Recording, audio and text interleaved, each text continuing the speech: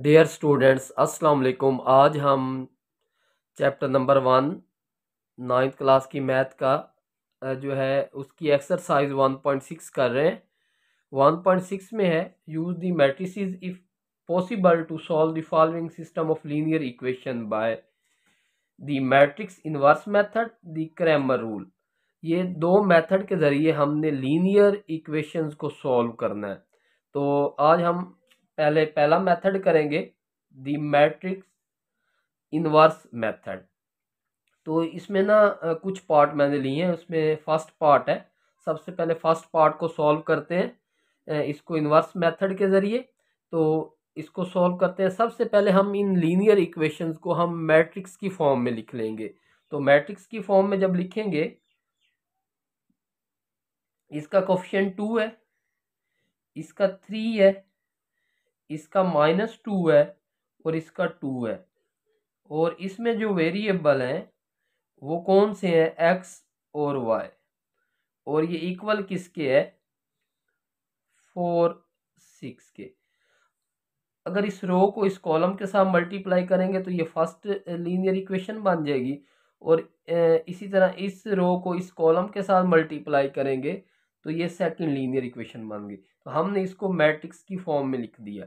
तो इसमें हम इसको ए बोल देंगे, ये ए होगा, ये एक्स होगा और ये बी है। मतलब इस मैट्रिक्स का नाम ए है, इस मैट्रिक्स का नाम एक्स है और इस मैट्रिक्स का नाम बी है। अब हमें असल में एक्स चाहिए, वेरिएबल को फाइंड करना होता है ना। तो एक्स की वैल्यू फाइंड करनी है तो ये बन जाएगा ए इनवर्स बी। अब अगर ये असल में इस तरह हुआ है कि ए इनवर्स को इधर भी मल्टीप्लाई किया इधर भी, तो ए से इनवर्स कैंसिल होके एक्स बच जाएगा, इधर ए इनवर्स आ जाएगा। तो ये आपके पास बन गई इक्वेशन 1। अब इस इक्वेशन से ये जाहिर हो रहा है कि हमें ए इनवर्स चाहिए और बी की वैल्यू तो ये हमारे पास है, हमें ए इनवर्स चाहिए। अब इनवर्स ए का मल्टीप्लिकेटिव इनवर्स कैसे आएगा, तो ए आपके पास ये वाला मैट्रिक्स है तो हम ए मैट्रिक्स लिख लेते हैं। ए मैट्रिक्स इक्वल है 2 -2 3 2। अब हम इसका डिटर्मिनेंट लेते हैं तो ए का डिटर्मिनेंट आएगा, क्योंकि ए इनवर्स फाइंड करने के लिए पहले हमें ए का डिटर्मिनेंट चाहिए होता है। ए का डिटर्मिनेंट लेते हैं तो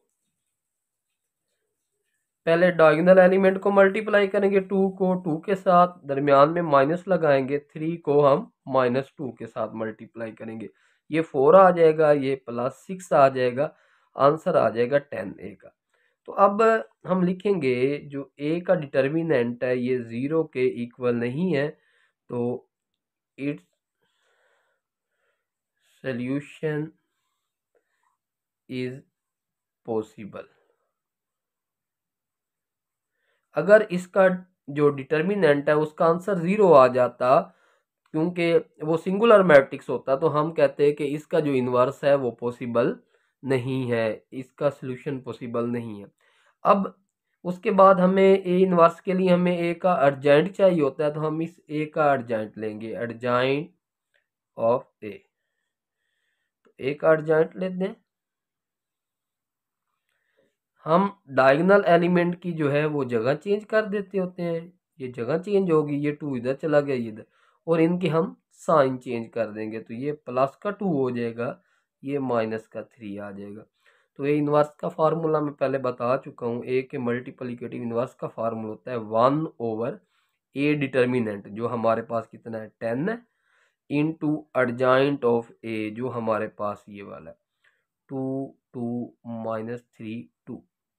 अब हम क्या करेंगे, अब आपके पास ये जो इक्वेशन 1 थी इसमें हम जो है वैल्यू पुट कर देंगे। एक तो ये ए इनवर्स की वैल्यू पुट कर देंगे, दूसरा हम ये बी की वैल्यू पुट कर देंगे। तो हमारे पास जो ये एक्स है ये इक्वल आ जाएगा, x is equal to a inverse. A inverse क्या है, ये वाला 1/10 2 2 -3 2।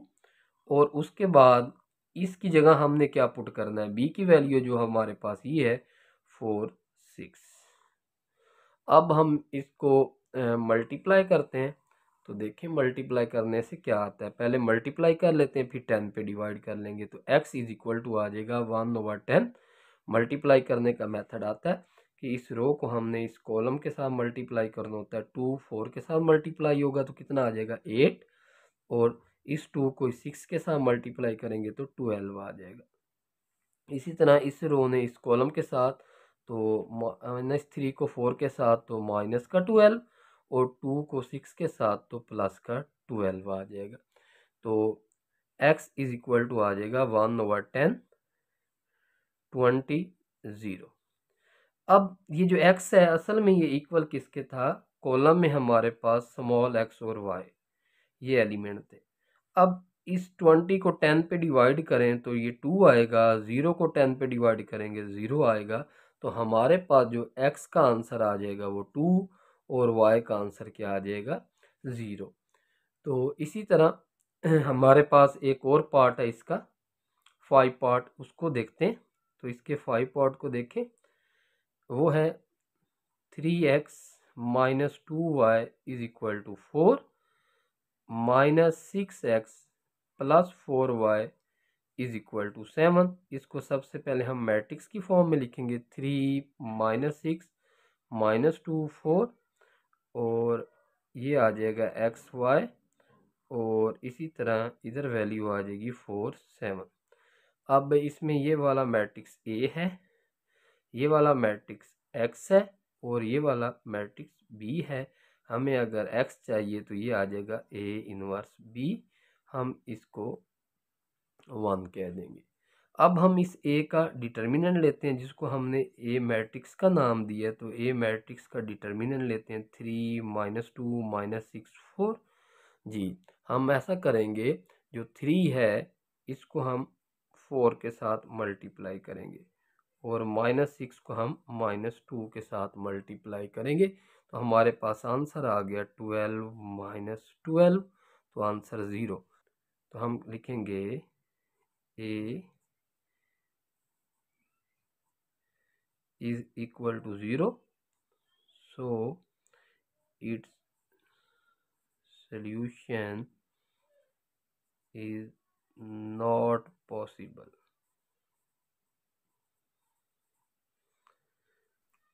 इसको मैट्रिक्स की फॉर्म में लिखेंगे, 3 5 -2 ये इसके कोफिशिएंट आ गए, XY आ जाएगा, और इक्वल आ जाएगा -6 -10। इसको हम कहेंगे ये A मैट्रिक्स है, इसको हम B कह दें, इसको X कह देंगे और इसको B कह देंगे। हमें X चाहिए तो A इनवर्स हो जाएगा। अब उसी तरह ये वाला हमारे पास A मैट्रिक्स है तो हम इसको लिख लेंगे, A मैट्रिक्स इक्वल आ जाएगा 3 -2 5 -2। तो इसका पहले हम डिटर्मिनेंट लेते हैं, A का डिटर्मिनेंट। जी हम 3 को मल्टीप्लाई करेंगे -2 के साथ, 5 को मल्टीप्लाई करेंगे -2 के साथ, तो -6 प्लस में आ जाएगा 10, तो ये आ जाएगा 4। तो A का डिटर्मिनेंट आ गया 4, तो हम लिखेंगे A determinant not equal to 0, so it's solution is possible।